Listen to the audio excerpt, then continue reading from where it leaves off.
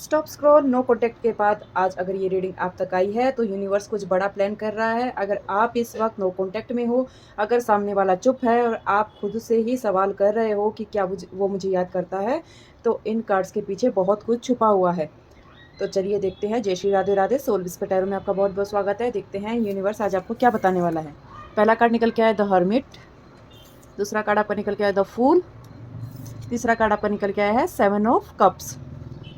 राशियाँ मुझे इनमें दिखाई दे रही है वर्गो, पाइसेस एंड सेजिटेरियस। नंबर्स मुझे दिखाई दे रहे हैं 2, 7, 9, 4, 11, 22, मतलब 11 और 22। लेटर्स मुझे दिखाई दे रहे हैं ASRMKN। ठीक है, और मैं पहले ही बता देती हूँ ये एक जनरल रीडिंग है, कोई जेंडर स्पेसिफिक भी नहीं है, टाइमलेस है। जब भी आपके पास आएगी तभी आपसे रेजोनेट करेगी, जितना आपसे रेजोनेट करे उतना क्लेम करे और बाकी का ड्रॉप कर दीजिए। तो चलिए मैं आपको बताती हूँ। पहला कार्ड जो आपका निकल के है, ये कार्ड पास्ट लाइफ कार्मिक बॉन्ड दिखाता है। ये पिछले जन्म का अधूरा रिश्ता है। वो आपसे दूर इसलिए नहीं है क्योंकि फीलिंग्स खत्म हो गई है, बल्कि इसलिए क्योंकि वो खुद से लड़ रहे हैं। वो अकेला रहना चाह रहे हैं, अपने डिसीजन को समझना चाह रहे हैं, और सबसे बड़ी बात, वो अपनी गलतियों को दोहराना नहीं चाहते।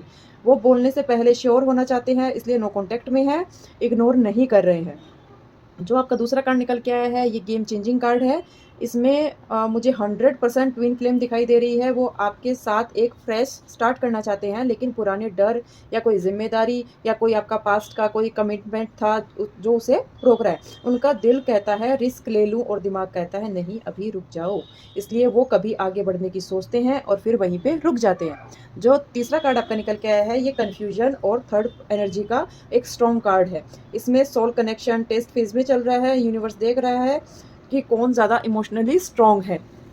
आपका पार्टनर अभी कंफ्यूजन में है, उसके सामने मल्टीपल ऑप्शन है, शायद कोई थर्ड पार्टी भी है, कोई प्रेशर है, या फिर कोई लोग हो सकते हैं, शायद फैमिली प्रेशर हो सकता है, कोई पास्ट का कोई रिलेशन का शेडो हो सकता है, कोई ऐसा जो उनके माइंड को कंफ्यूज कर रहा है। ये कार्ड दिल नहीं, सिर्फ दिमाग की उलझन दिखाता है। उसका दिल आज भी आपसे ही जुड़ा हुआ है।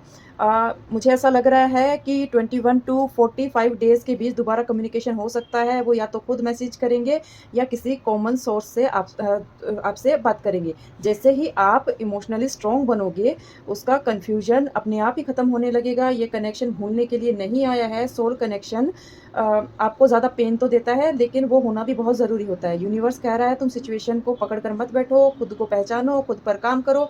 यूनिवर्स तुम्हारे लिए काम करेगा। हमेशा याद रखिए, साइलेंस कोई पनिशमेंट नहीं होती है, जो होता है वो अच्छे के लिए ही होता है। जैसे ही आप इमोशनली डिटैच होकर खुद को चूज़ करोगे, रनर एनर्जी खुद ब खुद पुल होने लग जाएगी।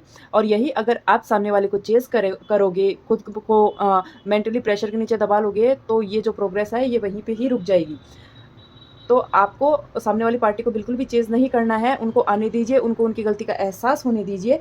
और अगर ये भाग आपसे रेजोनेट करता है तो लाइक, शेयर और फॉलो ज़रूर कीजिए। अगर आप अपने लव, करियर, फाइनेंस को डीपली जानना चाहते हो तो आप पर्सनल रीडिंग बुक करवा सकते हो। स्क्रीन पे दिख रहे नंबर्स पे मैं बहुत ही मिनिमम चार्जेस में पर्सनल रीडिंग करती हूँ।